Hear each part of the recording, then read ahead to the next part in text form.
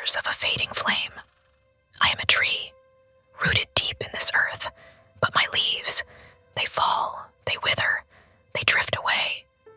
Once my branches danced with the wind, now they tremble under the weight of time. Inside me, there's a fire, a flicker of life, but it struggles, dimmed by the shadows that linger.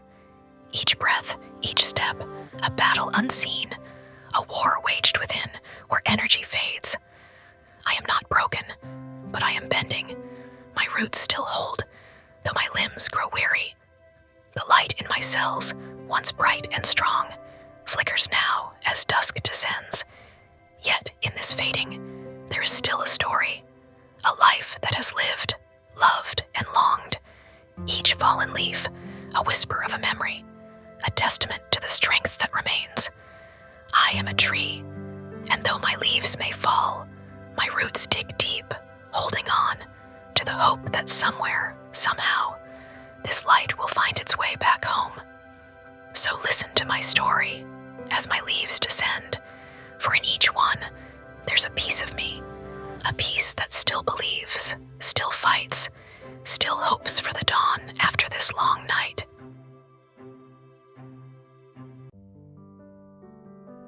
What began as a simple PSA about mitochondrial disease soon evolved into a filmmaker's intimate journal, capturing the journey of two women, separated by over 4,000 kilometers, grappling with the challenges of this condition.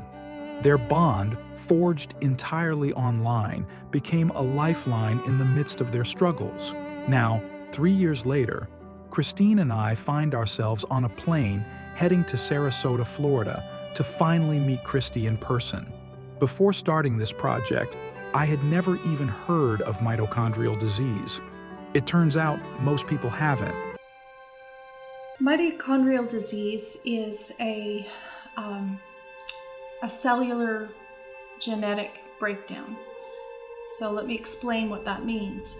We all have nuclear DNA, and then we have mitochondrial DNA that we inherit from our mothers. And so mitochondrial disease is a genetic disease, typically that is inherited maternally through the mother. And when mitochondria are affected by this disease, it essentially can affect all sorts of genes in the mitochondria DNA, and it causes the energy production that goes on in the mitochondria to not work properly.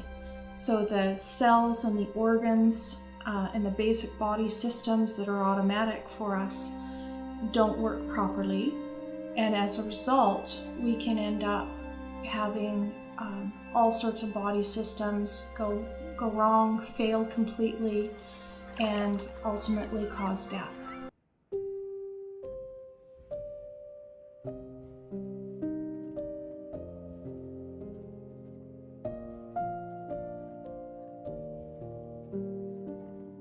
Odyssey of a Friendship tells the story of two women who, despite never meeting in person, became incredibly close through daily conversations about their struggles with mitochondrial disease. My role? To be the invisible observer, documenting their journey, a task that turned out to be far more challenging than I ever expected. Through this journey, I've come to understand how deeply it affects those who live with it.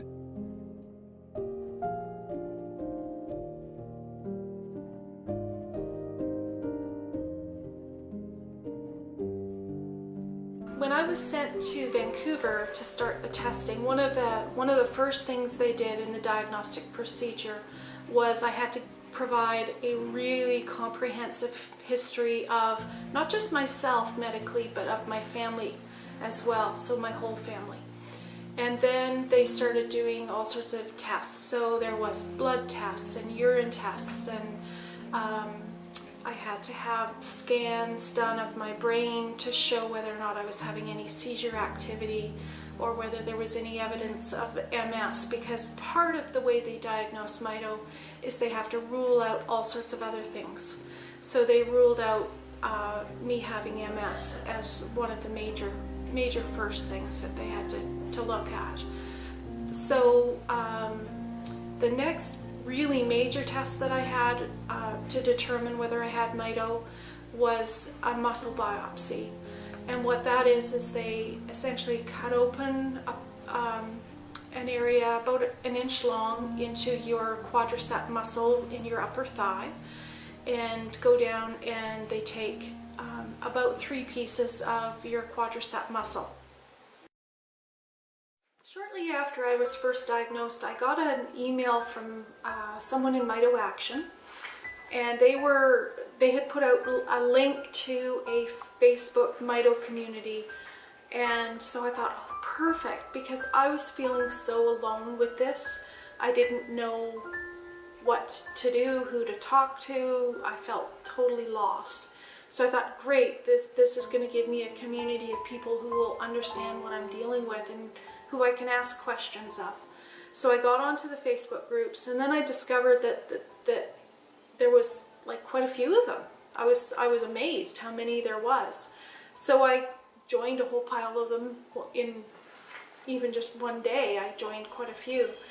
One day I started private messaging with Christy, and because she had posted she was really struggling and she'd been in and out of the hospital, and I'd seen these posts, and so I private messaged her, and I was asking her some questions about, you know, what she was dealing with, and she was asking what I was going through, and we just clicked. It was just this instant rapport. And so I said to her one day, I said, or she asked me, I can't even remember now.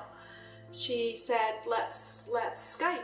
And so we exchanged Skype names and started Skyping, and our conversations became Skype conversations that were just so supportive and amazing.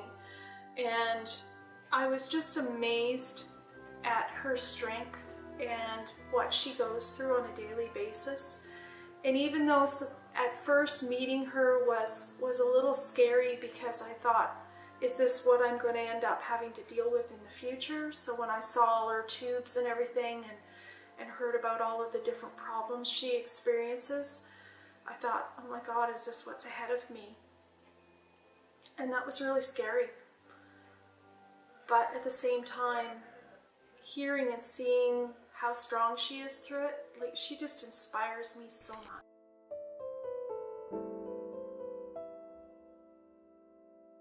The two quickly became close friends, sharing their struggles, pain, challenges, and the constant fears that come with living with mitochondrial disease.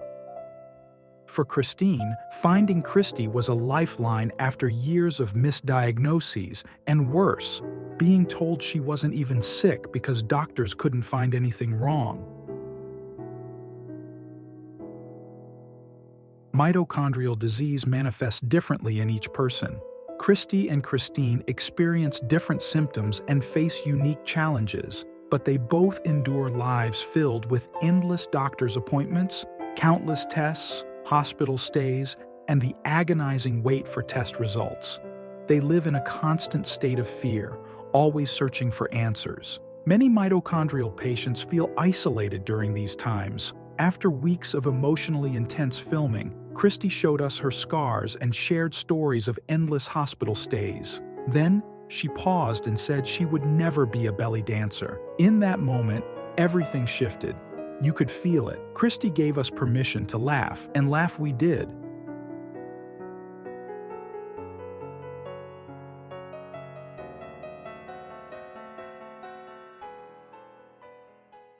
Yeah, tell us about all of the scars. This one right here, this one right here, and this one right here are from my gastric stimulator. Okay, your gastric stimulator, yeah. Which are to help stimulate my which are to help kind of stimulate everything to help with the gastroparesis. Right. But unfortunately, it's not helping. And what about the other 2 scars? Well, this was from a pain pump. This was probably from something having to do with it. I don't know. I have no clue. I've had so many surgeries, I don't know.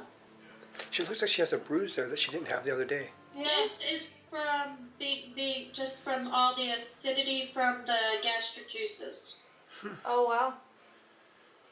Does that happen all the time? Because I get a I get a lot that like bubble out Right.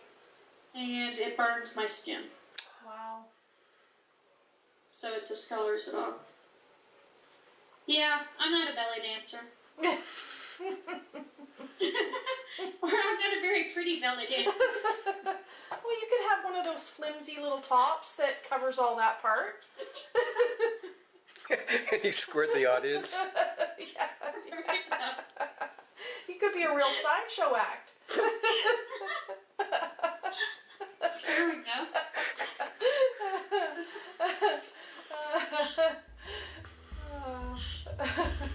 Oh, what would we do without a sense of humor? That's right. Talking, Mm-hmm. the fluid in my tube will go up and down. But you can't see because it's not colored. Right. But it's right here, so every time I talk, it's moving up and down. Oh, I see it. I see it. Yeah, we can see it moving up and down. And that's because you're just putting some pressure, on your stomach and that with talking. Yeah, and because there's no room in my stomach. My Right. stomach is small and everything, so. So we'll be quiet for a moment. Well, it won't go down. It's kind of Not like those Buffalo Wild Wings. Be nice. Whoops, there it goes. I overflowed it. Uh-oh. Sorry. Shoot. oh. I'm gonna claim it. I'm gonna have to claim it. I can't laugh. Okay, no laughing.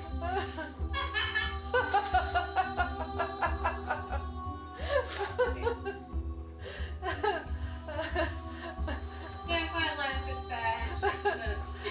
I can just see like you're being like a fountain spraying all over your room. There goes Christy. She's exploding like. I'm like an elephant. Makes me think of Yellowstone National Park and fountains just going. I can see the care worker running.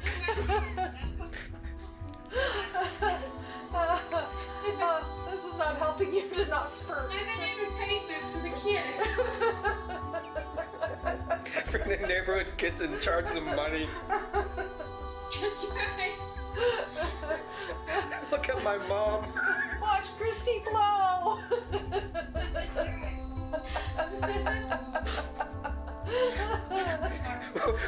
We're not helping her. Come on. Helping. That's right.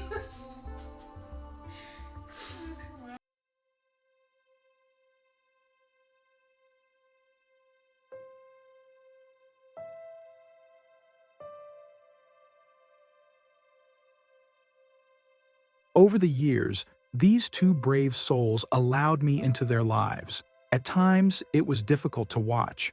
I didn't want to feel sorry for them. Christy and Christine would never want that. I had to understand why I felt this way, and that journey of understanding helped me grow, not just as a filmmaker, but as a person. After 3 long years, I was finally on a plane to Florida to meet Christy in person. The anticipation caught me off guard. I felt like I was heading into a blind date. Would Christy still like me? After all, I'm a Canadian with a sense of humor. I arrived in Sarasota before Christine. I wanted to capture their first meeting at the airport, raw and unplanned, not staged for the camera. Meeting Christy first gave us time to plan the moment and get to know each other. I could sense Christy's excitement as we drove to the airport, but then Christy mentioned that her doctor had advised her not to drive. I wondered if what I had taken for excitement was fear. As we approached the airport, I felt a wave of relief.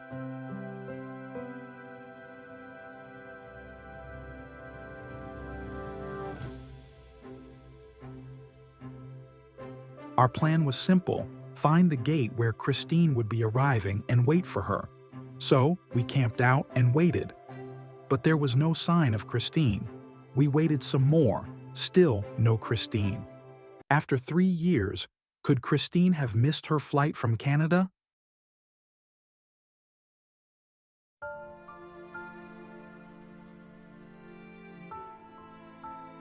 When we asked about her flight, we were told it had arrived early. A very polite Canadian thing to do, I joked with Christy. Now we had to find Christine in this large airport. Christy was on a mission. After waiting 3 years, she wasn't about to lose Christine at the airport.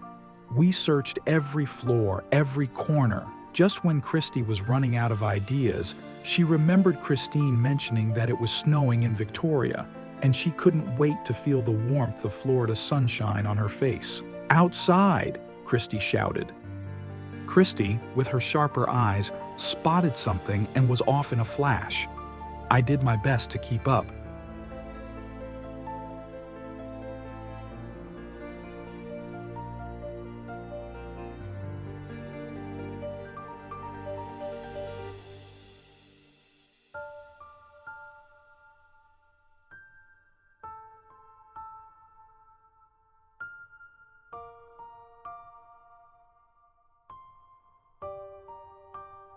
Back at the hotel, I struggled to untangle the emotions that hung heavy in the air. After years of Skyping and chatting online, they were finally in the same room. The excitement was palpable. There was an electricity in the air that made your hair stand on end. Over the years, Christy had been hospitalized many times, sometimes for months. We often wondered if this meeting would ever happen, if Christy would be released.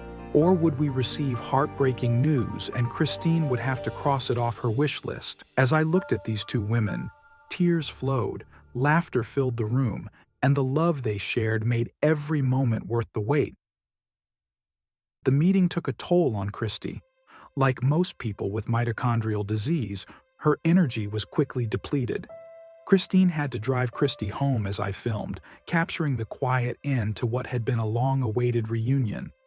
The party was over, for now.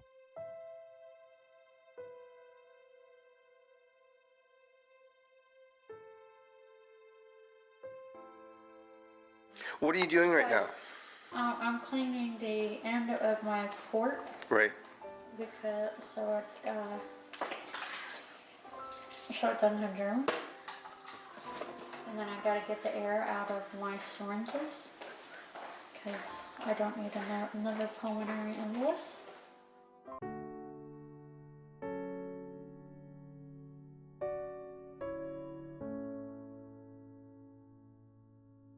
It was heartening to see Christy finally had a way to get around. Years ago, she confided in me how, as her illness worsened, her friends stopped coming by. The casual outings for movies or coffee, the simple visits just to say hi, all gradually faded away. She began to feel like a burden, caught in a confusing and dark time. That's when she decided to move with her 2 loving children to Sarasota to be closer to her parents. She convinced herself that the change and sunshine would do her good. Our first day in Sarasota was a whirlwind of doctor's appointments, ending at the hospital's cancer clinic. What struck me immediately was the sheer amount of time mitochondrial patients spend waiting, hours that could be better spent with family and loved ones. This is what life is like for someone living with mitochondrial disease. I sat there with them. I couldn't help but reflect deeply on my own life. I don't normally talk with God, but that day I did thank Him for everything. Well, it's only been 2 weeks now, right? Just shy of Is it hard to touch? Yeah. Really?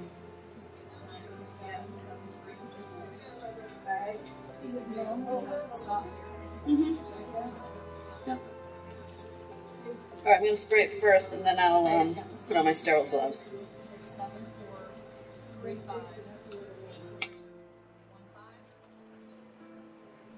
Yep, you get your head over that one.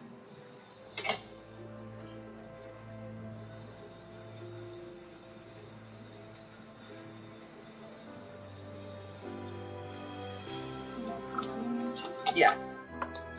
I don't know that it works That's crazy.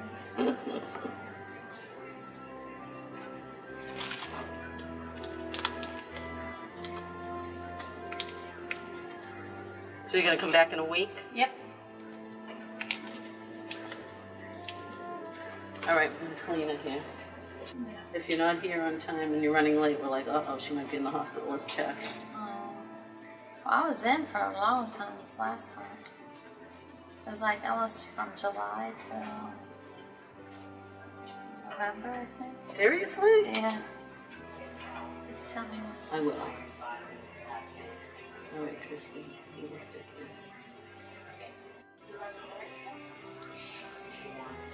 All right, stay. Did it hurt? What's the Yeah, not too bad.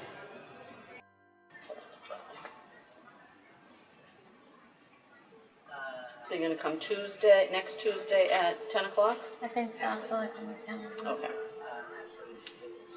We were going to go out and do a bunch of shooting today, but Christy's not feeling well, and so we've had to adjust our plans. She's gone to lay down because she's feeling so sick, and so now we are going to just go and check in on her.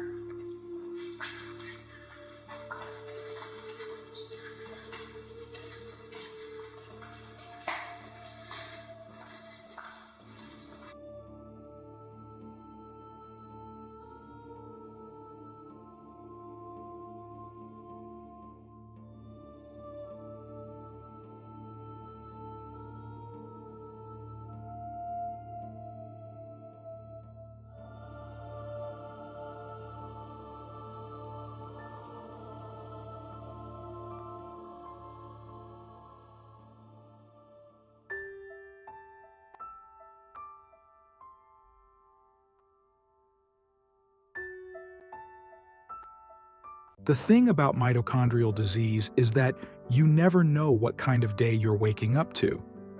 After a stretch of really tough days, Christy finally woke up to a good one. She was eager to show us the best of Sarasota, so we packed up the van and headed out into the warm Florida sunshine. As soon as we arrived at the aquarium, the challenges of the past few days seemed to fade into the background. Christy was in her element, guiding us with enthusiasm. Watching Christy and Christine prepare to explore the aquarium was like watching two old friends seamlessly help each other, just as they had done so many times before.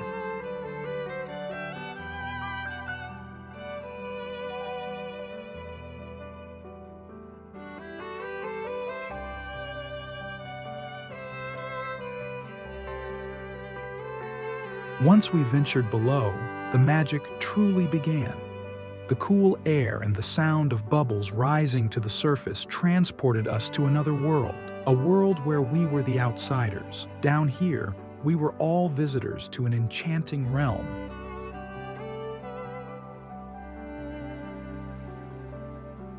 I couldn't help but notice that Christy and Christine, both in their wheelchairs, were now at eye level with the fish tanks. They, like the fish, seemed to glide effortlessly in this underwater world. Christy was in top form, cracking jokes about which one of us resembled the fish in the tanks. They teamed up on me, insisting that I looked more like the fish than the fish themselves. I'm still not sure if that was meant as a compliment. I remember the first time I met Christy. She burst into the donut shop where I was waiting, wearing pink and riding a pink wheelchair. It didn't take long for me to realize what her favorite color was. As we rounded a corner at the aquarium, we encountered a family with a child in a pink wheelchair. It felt like a sign, one of those moments that's hard to put into words.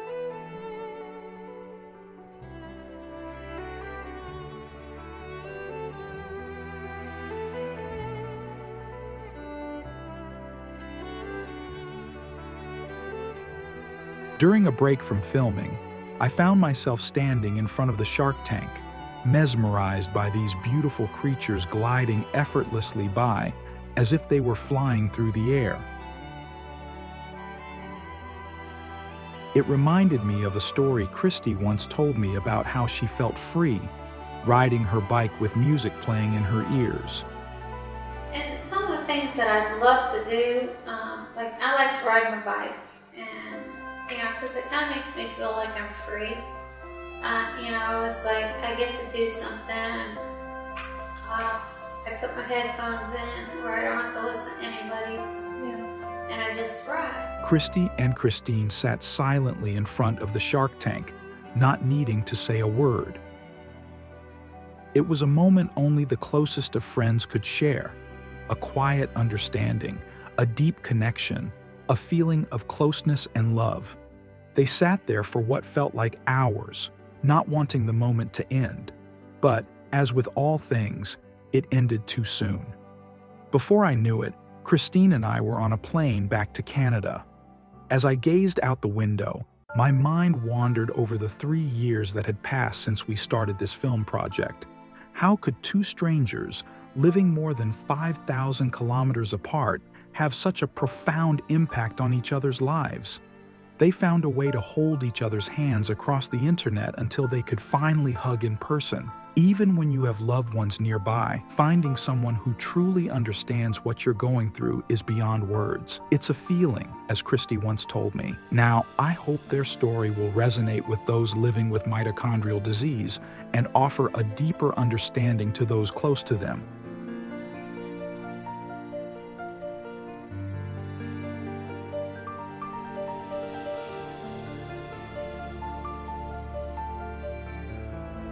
I had to send you this message. I'm so thankful that you came down to Florida to see me.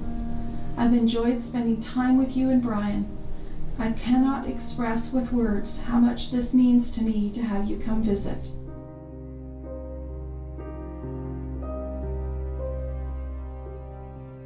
On a day-to-day basis, what is your outlook on life? The worst part of the disease is the gastroparesis, and that is because of the nutrition. Yes, I've got mito, but really what controls my day-to-day living and energy and everything is the gastroparesis. And that is because I have to depend on the feeding tubes.